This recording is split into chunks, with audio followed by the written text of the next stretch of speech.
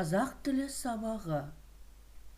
Бөлім тақырыбы: адамның сыртқы келбеті мен мінезі.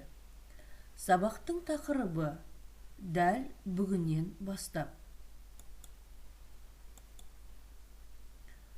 Оқу мақсаттары: тірек сөздер мен иллюстрациялар арқылы тақырыпты болжау.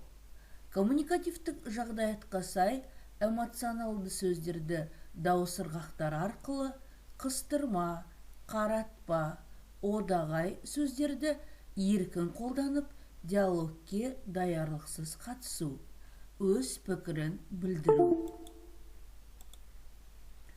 Бағалау критерийлері: тірек сөздермен ұсынылған иллюстрациялар арқылы тақырыпты болжайды.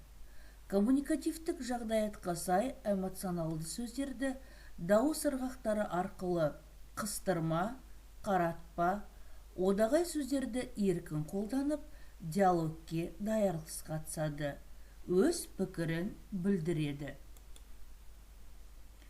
Сәлеметсіздер ме, қымбатты 5 сынып оқушылары?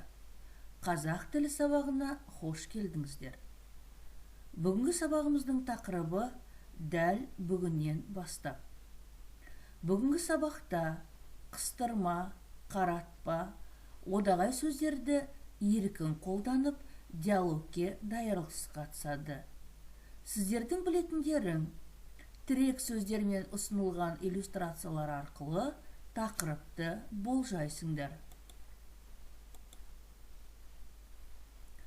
Оқшау сөздер: сөйлемдегі басқа сөздермен синтаксистік байланысқа түспей, дауыс ырғағы арқылы ерекшеленетін сөздер мен сөз тіркестері.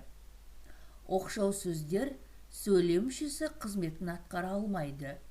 Сөйлемде ойды нақтылай түсіп, басқа сөздермен мағыналық қарым-қатынаста болады. Өзге мүшелермен қабыса, матаса, меңгеріле, қиса байланыспай, оқшауланып тұрады.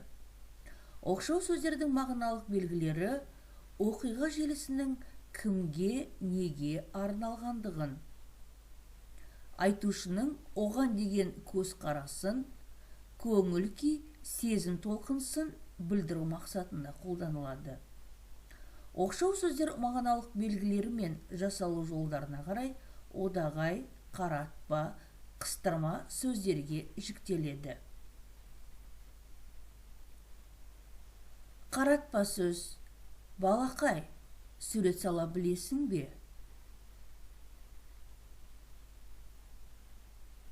Қыстырма сөз: меніңше, бүгін Алматыда жаңбыр жауады. Одағай сөз: апырай, сөзің сүйектен өтті-ау. Бірінші тапсырма.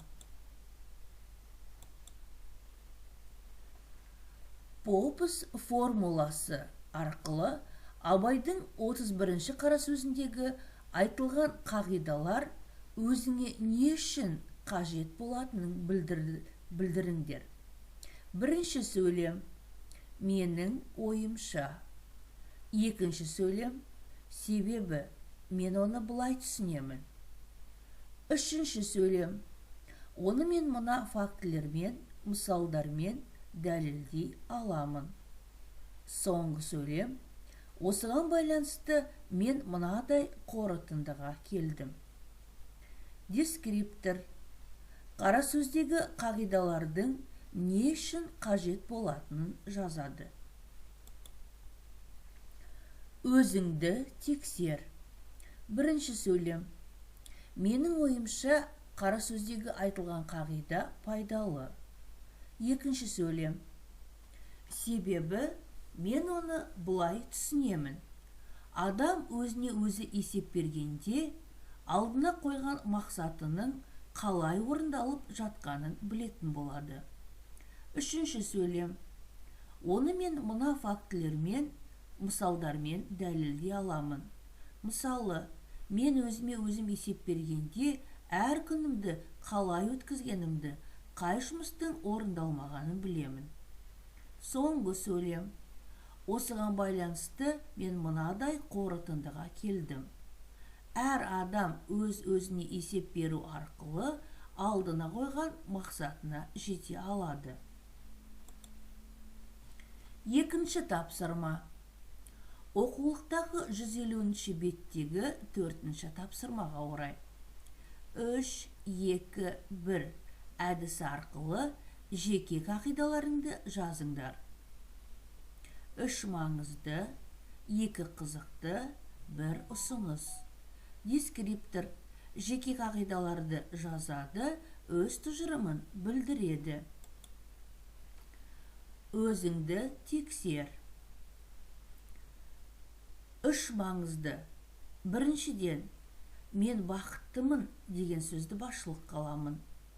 Екіншіден, дұрыс тамақтанып, өз денсаулығыма зиян келтірмеуге тырысамын. Үшіншіден, миымды толықтырамын. 2 қызықты. Біріншіден, адамдарға достық ниетпен қараймын. Екіншіден, өз ісімді жоспарлап отырамын. 1 ұсыныс.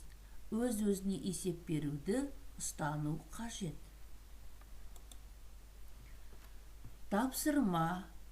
Сұрақ, жауап. Оқшау сөздер дегеніміз не?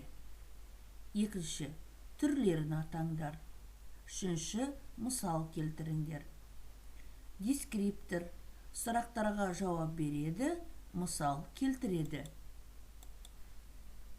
Өзіңді тексер. Оқшау сөздер сөйлемдегі басқа сөздермен синтаксистік байланысқа түспей, дауыс ырғағы арқылы ерекшеленетін сөздер мен сөз тіркестері. Оқшау сөздер сөйлем мүшесі қызметін атқара алмайды. Сөйлемде ойды нақтылай түсіп, басқа сөздермен мағыналық қарым-қатынаста болады. Оқшау сөздер олар одағай, қыстырма, қаратпа сөздер. Одағайға мысал пай-пай. Қыстырма сөздер шөре-шөре, қаратпа сөздер құрау-құрау. Пай-пай, шөре-шөре, құрау-құрау, бұлардың барлығы оқшау сөздерге жатады.